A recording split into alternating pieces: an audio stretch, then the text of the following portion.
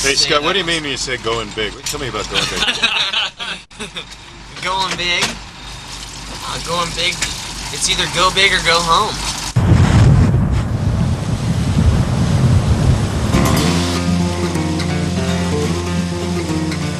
Outside Magazine asked some of its top writers to pick what they considered the grandest adventures in America. Although Tim Cahill, Craig Vetter, and Chip Brown didn't use the words going big, that's what they were talking about in their stories on Glacier Bay, the Middle Fork of the Salmon, and the Grand Teton.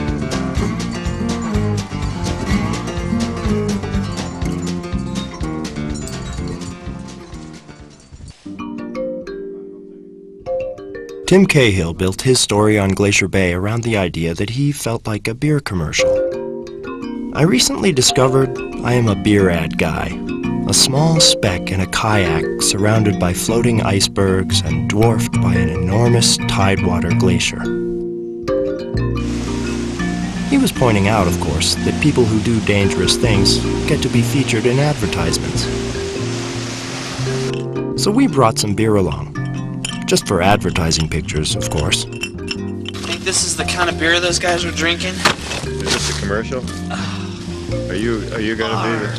I'm a hardy Alaskan man.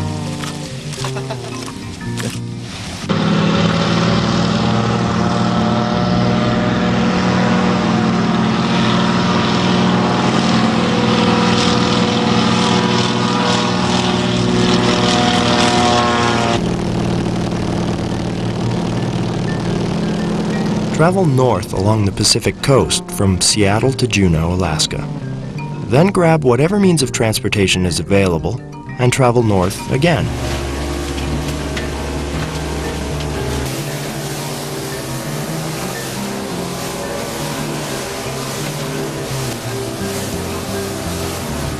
Finally, about 60 miles north of Juneau, you will find the entrance to Glacier Bay.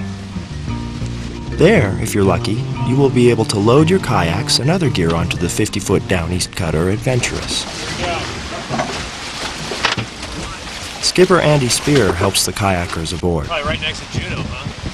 Yeah, just outside of town. Andy has been sailing the Alaskan coast for over 25 years. He is a professional oceanographer by training with degrees in geography and biology. We'll get some people over this side. We're going to start bringing the gear over. We'll stick it on the stern for now. Yeah, you'll have to get that stuff off the deck, probably. Ned Rosbicki has a kayaking tour business in Haines, Alaska. He and Sandy Collier have come down from Haines to explore the bay.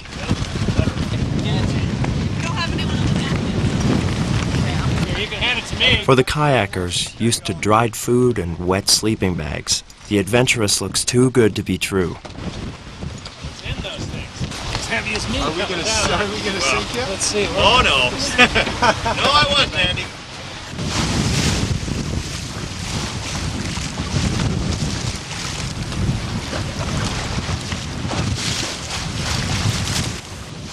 A journey to Glacier Bay serves as a painless course on botany and action, and is as close as any of us will ever get to time travel.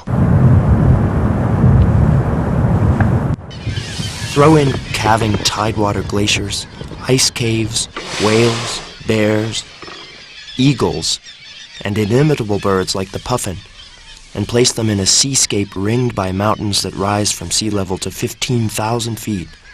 And you've pretty much got the premier North American kayaking trip.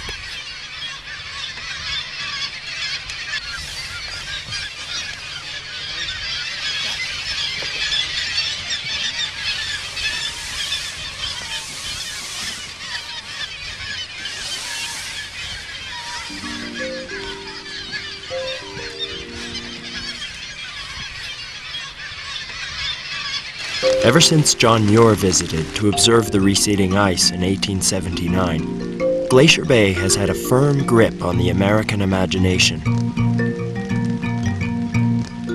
Snow falls in the upper elevations, never melts, is compressed by the next year's snow and the next decades until it turns into heavy, dense ice that flows downhill, as all water must. The glacier makes good time, sweeping down to the sea at the rate of 2 to 5 feet per day.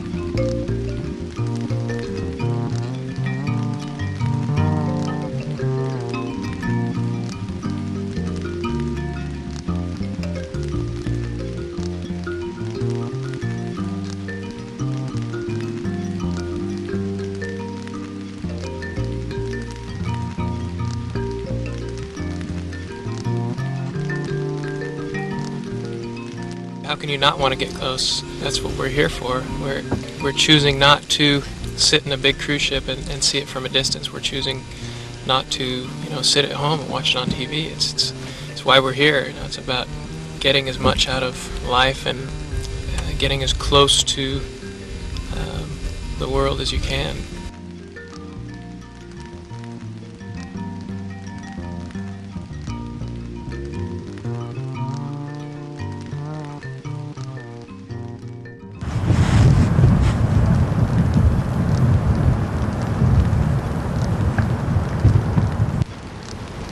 Feeling it, touching it, smelling it, being overwhelmed by it.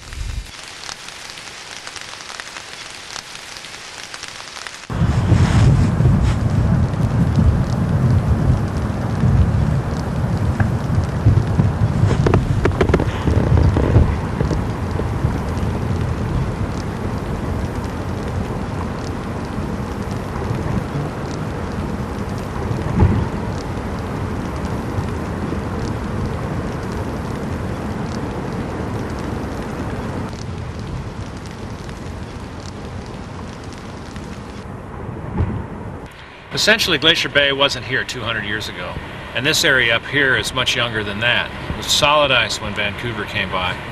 So as we move up the bay, you'll notice that we've gone from a climax rainforest, coniferous trees, evergreen trees, getting smaller and smaller and fewer, then more willow, ash, alder, and that sort of thing, until finally the vegetation is down to dryas and lichens.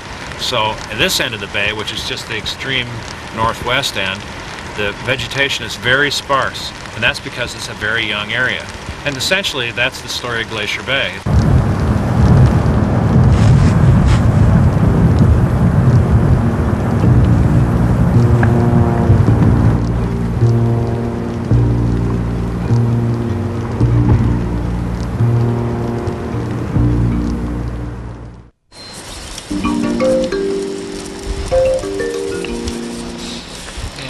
Lemon pepper.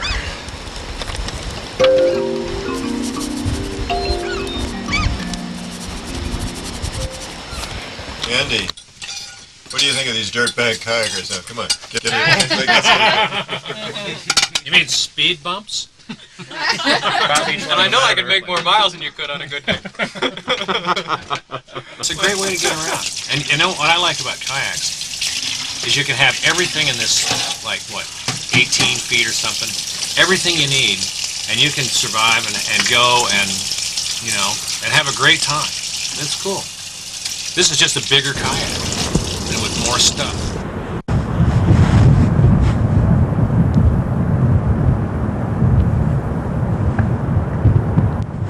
This is the Johns Hopkins Glacier, and it's one of the advancing glaciers in Glacier Bay. As you can see, it's fairly active, putting a lot of ice in the bay. Just a few years ago, Johns Hopkins and Gilman Glacier were very separate and distinct glaciers. Now, as you can see, they've come together and have, created one glacier.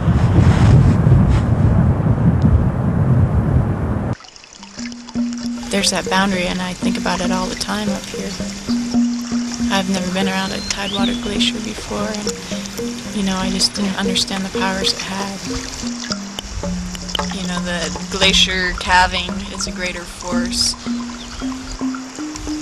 I guess most people don't experience that living in comfortable lives, and up here you're drawn out of your comfort zone and experiencing new things that you don't typically see. I found when I got up here that I was terrified of bears, and I guess I have a healthy respect for that too. That's a pretty good sized bear, probably 500 pounds maybe. See, put your hand out there and see how big it is. Yeah? Wow. That's huge. Yeah. I guess you're afraid, you're intrinsically afraid of bears, or you tend to not worry about it so much. And again, it's typically takes the reality check of a close encounter before you realize that you are very much a part of the food chain. You're no longer the top predator in the food chain in the Alaskan wilderness. Unfortunately, the bear is more interested in oystercatcher eggs than the camper's provisions.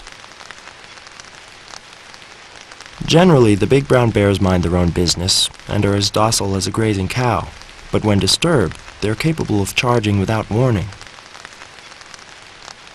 You know, the bear, because that's his range, pretty much, when he comes in there. And when there's a confrontation between the bear and the human, the bear invariably loses in a situation where there's a problem. I mean, a really big problem. Glacier Bay, it's not as much because they really emphasize that this is the bear's home, not your home. So they're not going to go out to shoot the bear because he tore up your tent.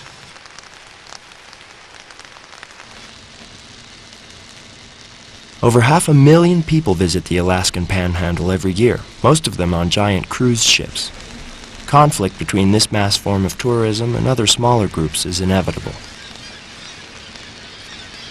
Paddlers explore the bay from their kayaks, only supported by what they can carry with them. For these intrepid souls, the cruise ships are more than disconcerting.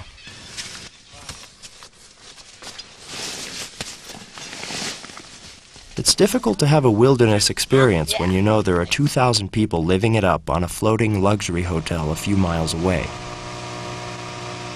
When a tour ship comes into Glacier Bay, I mean, it leaves a thin layer of smoke. That's about it, you know. Thousands of people come up to see the bay. They don't touch it. And some of them actually see it, you know.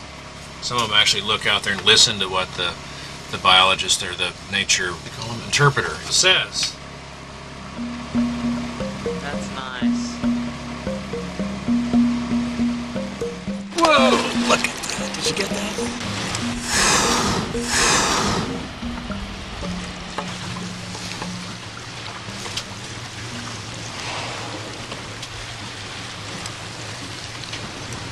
The kayakers are excited by a close look at the whales, and blown away when one whale decides to take a close look at them.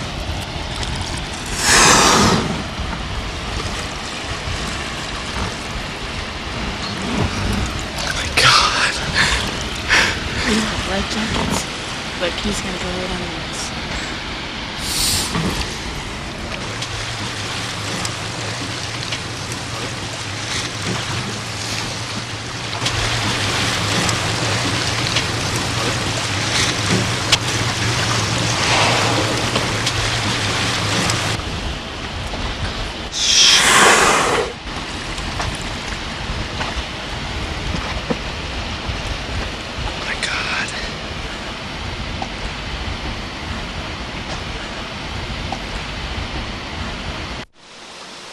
Ned, Sandy, and the cameramen Gordon Brown and Scott Lindgren decide to explore the side of the glacier upstream from where it enters the ocean.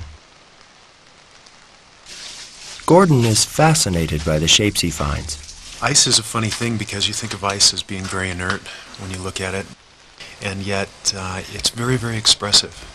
I don't know if it's tied into our psyche and our appreciation for form and its raw power and its beauty, its transparency, and how it expresses whatever it's holding. There were places where we saw little ice worms inside the caves. The ice worms were kind of an amazing thing to consider, how something would survive in ice. I can't imagine the constituency of its body chemistry. It must be amazing. That's pretty neat back there, too.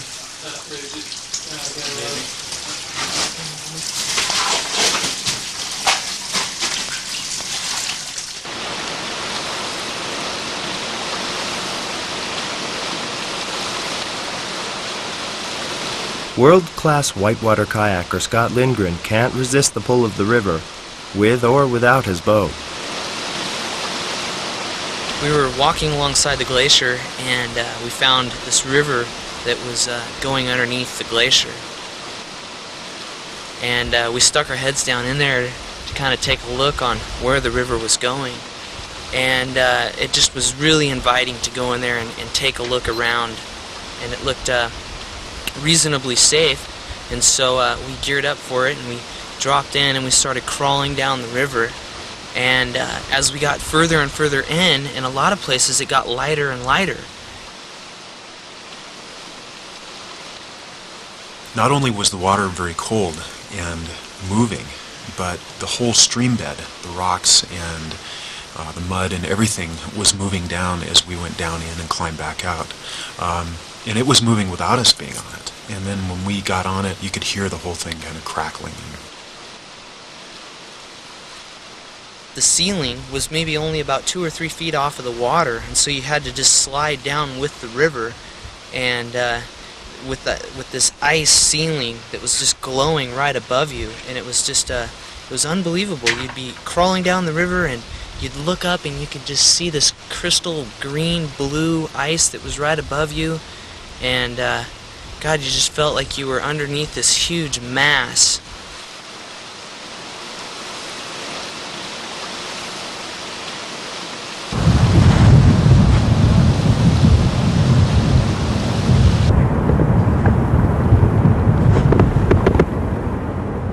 It's one thing to crawl into a river cave high on the slow-moving side of the glacier. It's quite another to go under the great blocks of ice that are continuously caving off the snout.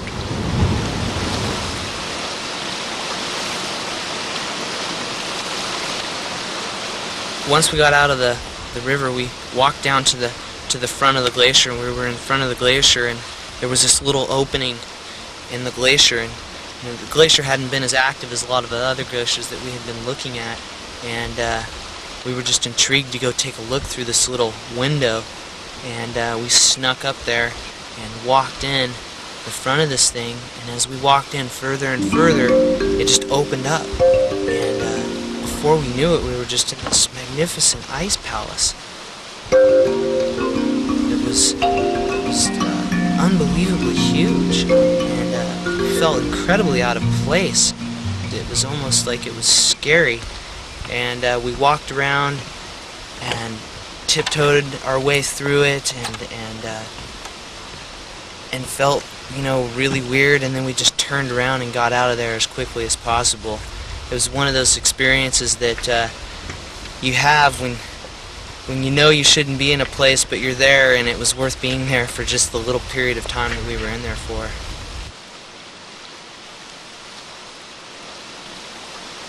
Scott can be happy that the only problem he has run into in exploring the ice cave is 2 very cold feet.